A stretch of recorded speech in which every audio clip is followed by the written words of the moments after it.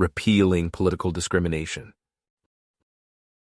Most skilled American workers are now at least somewhat afraid to criticize fashionable left-wing views. They feel quite fearful to do so on the job, and fairly fearful to do so on social media. One tempting way to quell this high anxiety is to pass new laws against political discrimination. Washington, D.C. already has such a law. The District of Columbia Human Rights Act prohibits all employers in the district from refusing to hire, terminating, or otherwise discriminating against any individual with respect to his or her compensation, terms, conditions, or privileges of employment on the basis of the individual's political affiliation. D.C. Code 2-140211. Before passing a new law, however, one should always ask, can we accomplish the same end by repealing or liberalizing an existing law? And in this case, the answer is clearly yes. But first, let's back up. Why are high-skilled employers almost uniformly eager to enforce left-wing fashions, such as adopting an official anti-racist philosophy? Sincere commitment is part of the reason, but far from the whole story. Political philosophy is too variable to explain such uniform workplace policies. A better story, in my view, is that almost all employers, left, right, and in between, fear race and gender discrimination lawsuits. And since their inception, such lawsuits have been sliding down a slippery slope. The slippery slope looks something like this. 1. The law initially bans conscious decisions by employers to base hiring, promotion, or compensation on race or gender. 2. Discrimination gradually gets reinterpreted to include unconscious behavior with similar effects. 3. The next step is to blame employers for saying the wrong thing, even if there is no discernible effect on workers' objective career outcomes.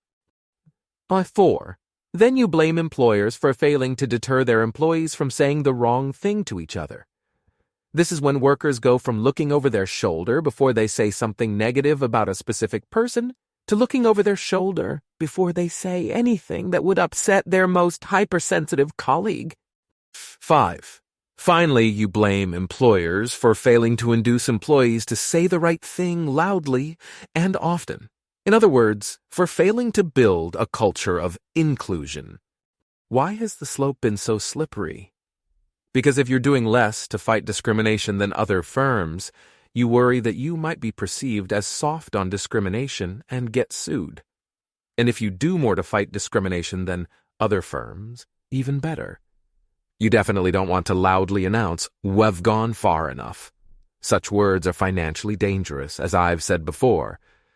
Imagine what would happen if a firm's top brass loudly declared that discrimination simply isn't a problem here, and routinely fired complainers for contradicting the party line. Picture a firm blanketed in propaganda telling workers to be colorblind, laugh it off, and no one likes a tattletale. A small business in a conservative area might get away with this for a few years, but a Fortune 500 company that stuck to its right-wing guns would go down in flames. You could argue that employers still overreact to the risk of lawsuits.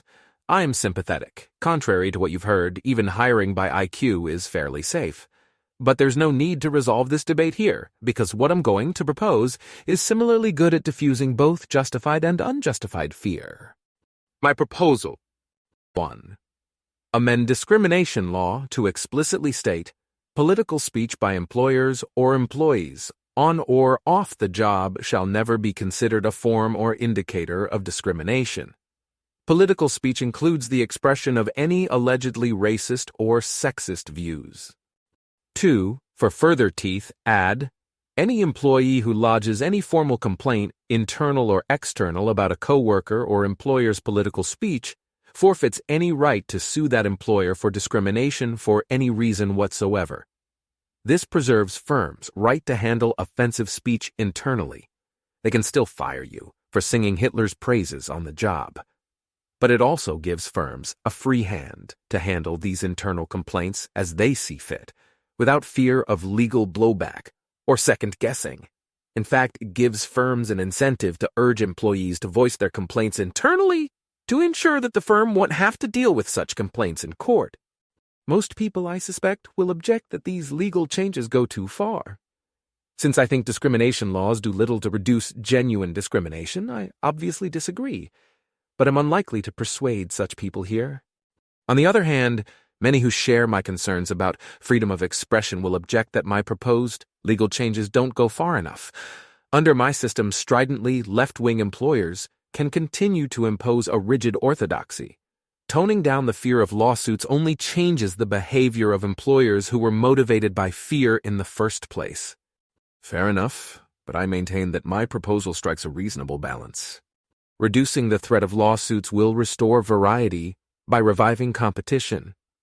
Strident left-wing workplaces aren't a big deal as long as we unbelievers can take our labor and go elsewhere at a reasonable cost. And yes, strident left-wing employers have rights too. If they want to spend every Friday doing struggle sessions, they should be free to do so.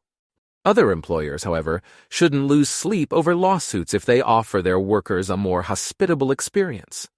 While I'm not sure, I predict that my proposed revisions of the existing discrimination law would lead to robust competition between employers to create workplaces where no one walks on eggshells.